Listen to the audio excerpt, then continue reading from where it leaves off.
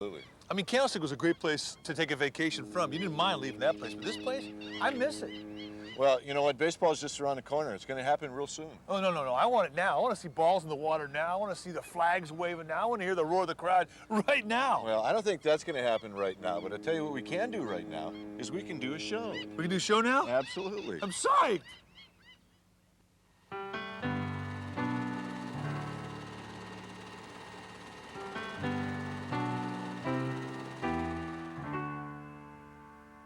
Some places just feel like home the moment you step into them. There's something about the way they're built, the way they sound and feel, the way they fit in with the world around them. They welcome young and old alike. They make your family comfortable. They make your friends want to keep coming back. And they make unwanted visitors miserable. Home is a place where you hold your memories. And at Pacific Bell Park, the year 2000 brought forth almost too many memories to hold. And he hits one high. He hits one deep. McCovey Cove out of here. Swing and a drive to center field. Way back, out of here. Game over. A walk-off. Home is a place you can always come back to any time of year. Join Duane Kuiper and Mike Krukow for a celebration of year one for the Giants at Pacific Bell Park. Just the beginning. Welcome to Pacific Bell Park. This, of course, is the home of the San Francisco Giants and is also the first off-season for this beautiful ballpark. Now, think about it. About a year ago, this place was nothing but a pile of steel and bricks and dirt. But after just 1 year, not only does it look like a ballpark, it's our home. And there was a ton of great baseball played in this ballpark this past year, and we're going to show you some of those highlights. Plus, the skipper, Dusty Baker, will join us, and let me tell you, he is definitely in tune with the spirit of this place. And we got home movies. We've got home movies, and they're great. And what makes these home movies special is some of these highlights have nothing to do with baseball. Ball dudes? Ball dudes. No way! And much, much more. So stick around. Right around the corner, more of this season's review.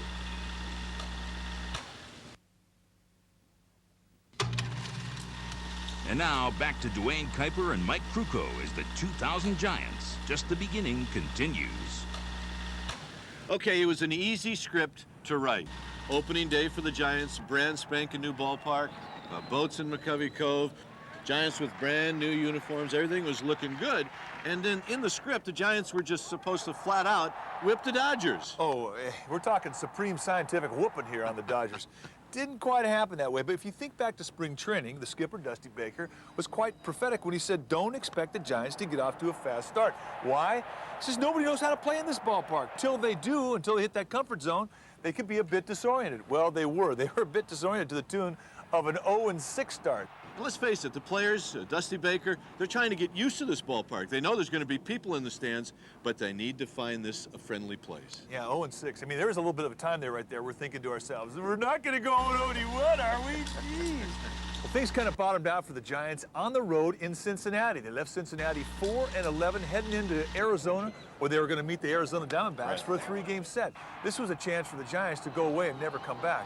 They go into Arizona, they sweep the Diamondbacks 3, they come back home, they go into the series with the Expos, and they win their first game of the year. And laying in the bushes, coming into San Francisco for a 4-game set, were a red-hot New York Mets team. And a couple of very interesting things happened in the series. First of all, everyone's waiting for the first splash hit. Well, it finally comes. Rich Rodriguez, the former Giants, throws an inside fastball, Barry Bonds, into the water. So that was the first thing, get it out of the way. And a lot of other things happened in that series. Well, they had that play at the plate between Todd Pratt and JT Snow where they squared off, sort of set the tone for the 4-game set. It was great. Yeah, and also, it was Dennis Cook and Marvin Bernard. They kind of had a little bit of a problem. Yeah, had a little attitude going at each other. We like that stank eye from Marvin Bernard. But you know, the one thing that really topped off the entire series against the Mets was Jeff Kent. And he comes up with a walk-off, game-winning home run. 1 ball and 1 strike. Here comes Kent. High, deep, up by Eddie, back, it is out of here! Jeff Kent, and we are going home. Well, one thing we know for sure is Jeff Kent and Barry Bonds, at this point in the season, are having terrific seasons. Well, the Giants now are looking for a couple of turning points to propel them into having a great year, and they got one, and they got it from Marvin Bernard. Oh, and how good this one must have felt. Because think back, at the beginning of this year, the Giants opened up a 3-game set here in Pac-Bell, first 3 games ever against the Dodgers. And what happened? They lost all 3. So now the Dodgers come back in for the second series, and after the first 2 games, it was 1 game apiece until Marvin Bernard put things away on national TV. He hits a game-winning homer, and it was a walk-off. And ooh, did it feel good. And it felt good for all of us. And then, of course, the other guy, we like to call him the little matador, Armando Rios. He comes through in a similar situation against John Wetland. John Wetland, the Texas Rangers. I mean, this is a game that I've already gotten the loss column. And Armando Rios didn't believe that. He steps up, 9th inning, and he hits a long bomb to center field off of Wetland. It wins the ball game. It sends Wetland and the Rangers walking off. And I think at that point in time, Kite, that's when the Giants believed that they could win this. Absolutely. You know, there comes a point in every championship season where the team starts to believe it. And when they do, you have 25 guys. Instead of going 25 different ways, they all come together like one great big spearhead. And that's what happened for the Giants in August. And I think, Kite, one of the keys for their success was their starting rotation. Their pitching staff, which had been anchored for so long by the bullpen, now had a starting rotation to go with it. And every day they went out there, the Giants believed because of that rotation, they had a chance to win. Right, and I think the signature game for the starters, and maybe for the whole team, was a Friday night game, game 1 of a 3-game series against the Atlanta Braves, Livan Hernandez against Greg Maddux. And Livan Hernandez throws his first complete game shutout in his career. And who will forget the inside corner strike 3 call to Andres Galarraga to end the game. And I think that's what helped them propel them the rest of the way. Oh, it really did. I mean, it was layering momentum as they walked into September. And it got to the point where you knew that team was this way, forging through the rest of the division. They didn't care about the Diamondbacks. They didn't care about the Dodgers. All they cared about were themselves and who they were going to play the next day. And they took this momentum right into a very emotional 5-game series against the Diamondbacks. And on that Thursday night, the series opener, they had a chance to close it out. Well, it really was a magical night. Remember, it was the night where the towels had been handed out. And here's a chance for the Giants to get it done early and to do it against a team that did it to them the year before. It was a great night. Enjoy this fabulous moment. The Giants have won the National League West. And wherever you are, Giants fans, let the celebration begin. So the Giants headed off in the postseason on a roll. And get this, they clinched early, they clinched it at home, and they clinched it against a team that was supposed to win the division, the dreaded Arizona Diamondbacks. And they would go on to finish with the best regular season record in the National League. And in our next segment, we'll check in on a couple of award winners for the Giants, the National League MVP, the National League Manager of the Year, Jeff Kent, and Dusty Baker. Stay with us.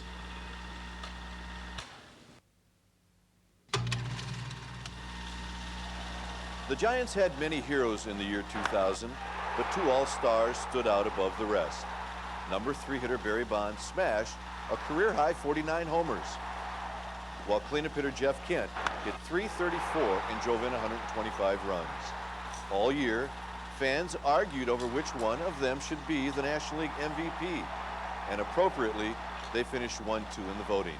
Duane Kuiper has more. Well, since Jeff Kent put on a San Francisco Giants uniform back in 1997, everything has fallen into place for him. And 4 great years later, he is now collecting the big-time hardware, as in the National League's Most Valuable Player Award. And in typical Kent fashion, he downplays his accomplishments and praises others. You can't play for a better ball club than the Giant organization. To be brought over, to be traded for 4 years ago, to come over to a quality organization, and then 4 years later to be in competition with an individual award alongside Barry Bonds, who has helped me better my career and I his.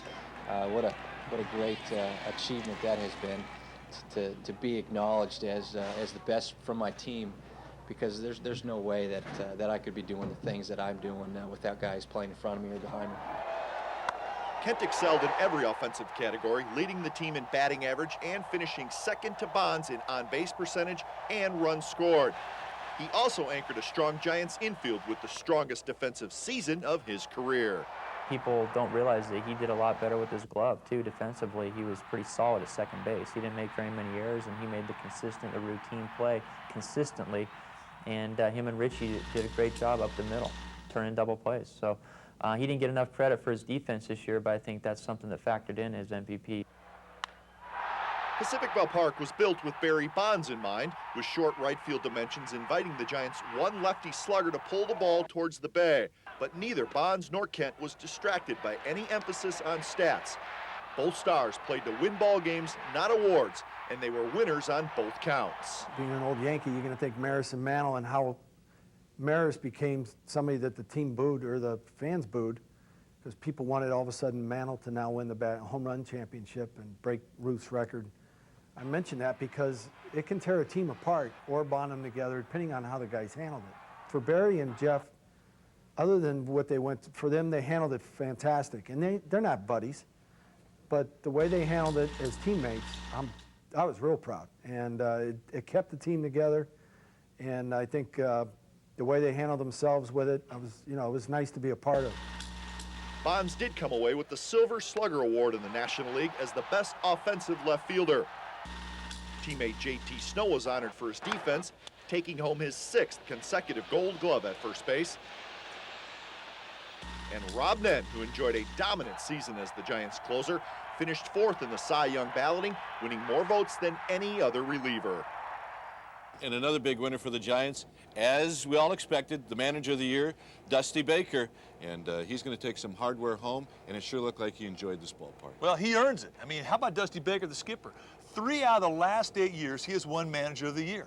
And this guy makes a habit out of taking a team that nobody likes or predicts will do well in the spring, and he makes that team believe in themselves, and they win. In fact, they won to the tune of the best record in the National League this year. So it's no great secret anymore what a great manager Dusty Baker is, and he's also great for the city, for this ballpark, and for this team. And there's a lot to Dusty Baker beyond baseball. Bacon, I almost get the sense now that you're like Austin Powers, and people are trying to find your mojo. They want to know what it is that makes you click and what it is that makes you successful. One of the things that I notice when you walk in your office, history. There's pictures, there's signs, and your appreciation of baseball history everywhere you look. Where do you think that came from in your life? Well, probably from my mom and dad, probably. You know, because they were always keeping us abreast about history, period. I mean, my dad was into, like, you know, he was served in the Navy during World War II, so we always watched a bunch of war movies and stuff. My mom was a black history teacher for a while in Sacramento, and she always, you know, stressed history.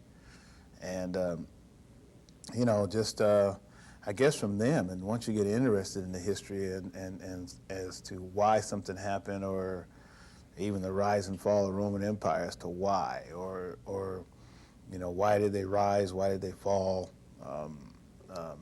You know, then I started reading about different people, as well as listening to music about different people, the history of music, or the history of jazz, or the history of this and that. I've been very, very fortunate to be around some of the greatest people, you know, that have walked this earth to me. And, you know, like that old question of the why.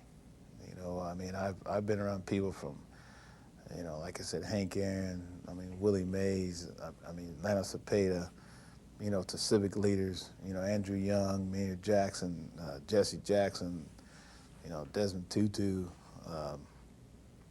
you know, Jimmy Carter when he was a governor. I used to go over to his office all the time and just be around, you know, I mean, Willie Brown, I used to go up there to the State House when I was a kid with my mom. And you start seeing how they conduct themselves, how they act, how they, you know, treat people, you know, and then you study Martin Luther King and Gandhi, and you just try to, you know, you don't try to be them, you try to be yourself, but you just try to, you know, take the good things that you learned in life and then also leave some of the bad stuff behind. Music, of course, you mentioned that's another big part of your life. When you are down and you want to put on one piece of music that's going to lift you, is there one you reach for right away? Yeah, not one in particular, but I mean blues. Mm-hmm. You know, I mean when I'm down, yeah, I put on the blues, you know, some John Lee Hooker or some Albert King or, you know, B.B. King. Lately, I tell you what's been soothing to me right after the season was you know, B.B. King and Eric Clapton. You know what I mean? That was, you know, when you're riding with the king. And but you know, I use music for different moods. You know, if I'm stuck in traffic and nothing I can do about it, then I put on some jazz, or else if I put on some rap or some other stuff, I'll be mad in traffic. Nothing worse than being mad in traffic, can't do anything about it. Or if I got to get somewhere and there's no traffic, then I'll put on some rap, or I'll put on some, you know, some Santana or something. You know, I just sort of use music for what I need to soothe me, you know, at that time. When you took this job, I know you talked a lot about how you would call other coaches, people you respected, to try to find out from them what made them successful. Seems to me now the shoes turn a little bit. Some. Yeah, I mean, Dave Cowan's got the Warrior job and Yeah. contacted John McEnroe, wanted to talk to you this year about leadership. I got a call from Tim Floyd with the Chicago Bulls last year. Yeah, I mean, it's flattering to hear from these guys, but hey, man, I'm no expert on this. I mean, I'm still learning. And like I said, I've only been at this 8 years. You know, I look around and Tony Russo and Joe Torre and, you know, the guys that are out there, Bobby Cox, they've been at 18 to 23 years. I like to think, you know, where am I going to be then? You know, like, how much better am I going to be then than I am now? This is all I can think about without wishing your life away. I don't want to speed up and just go to 23 years right quick. I mean, I'm going to take my time. But the guys that I talked to are the same guys that I talked to in the beginning. You know, talked to Bill Walsh. You know, like I said, I talked to Al Attles. I mean, these are the two guys that really, you know, helped me a lot. I think about still going up, you know, to the crest. I haven't gotten to the crest yet. And then hopefully when I get to that crest, I can plateau for about 10 years. You know what I mean? I mean, this is my scenario. This is how I want the story to end.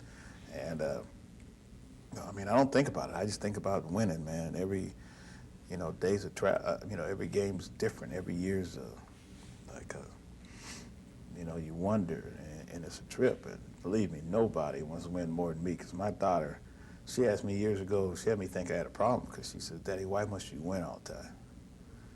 And my only answer was because I'm supposed to, because that's how I look at myself. This is how it's been most of my life. And I don't know, we're going to win some more. We're going to win even more and bigger.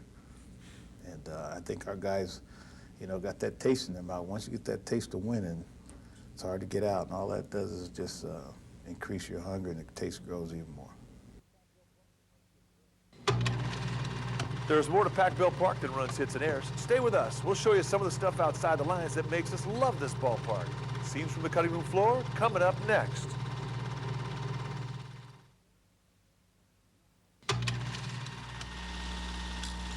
And now back to Duane Kuiper and Mike Krukow as the 2000 Giants. Just the beginning continues.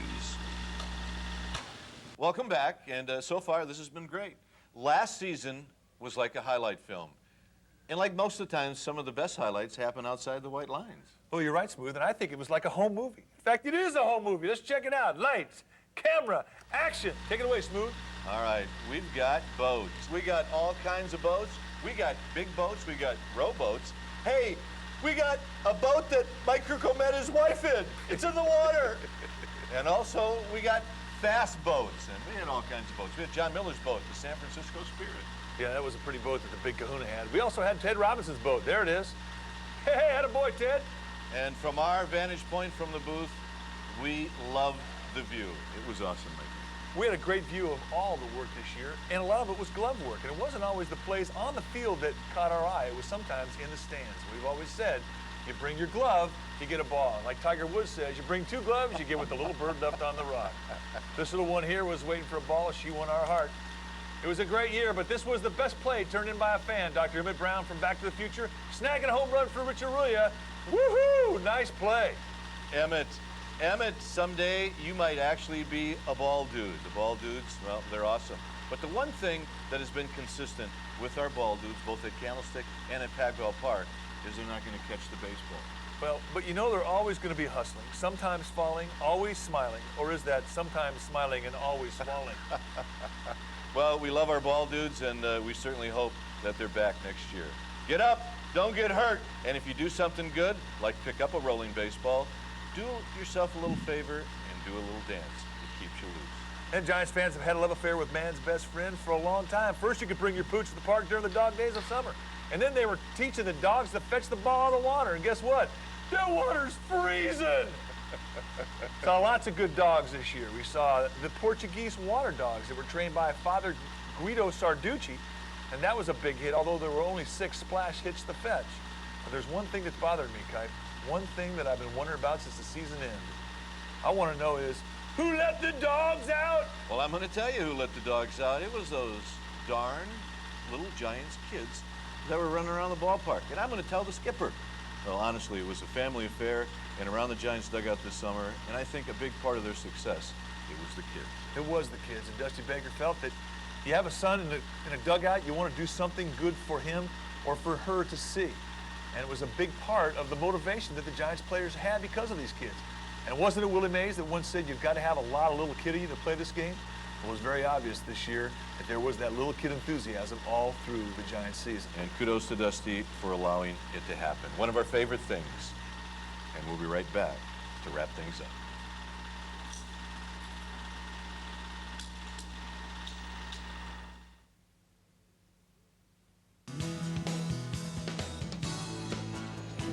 Well, when it's all said and done, not only was it a great year, but Mike, it was a year where you and I had a lot of fun. Well, we had a lot of fun, and it was our privilege to have been able to tell the story of the Giants 2000.